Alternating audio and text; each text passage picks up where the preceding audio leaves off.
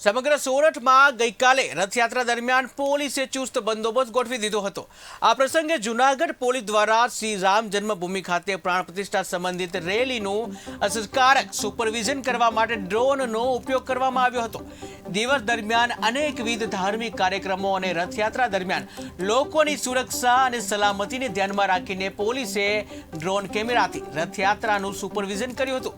જૂનાગઢમાં જે રામ મંદિરને લઈને વિવિધ કાર્યક્રમો જ્યાં દિવસ દરમિયાન અનેક ધાર્મિક કાર્યક્રમોનું આયોજન કરવામાં આવ્યું હતું। ડ્રોનથી કેમેરા જે ડ્રોન જે છે એનાથી રથયાત્રાનું રેલીનું સુપરવિઝન કરવામાં આવ્યું હતું।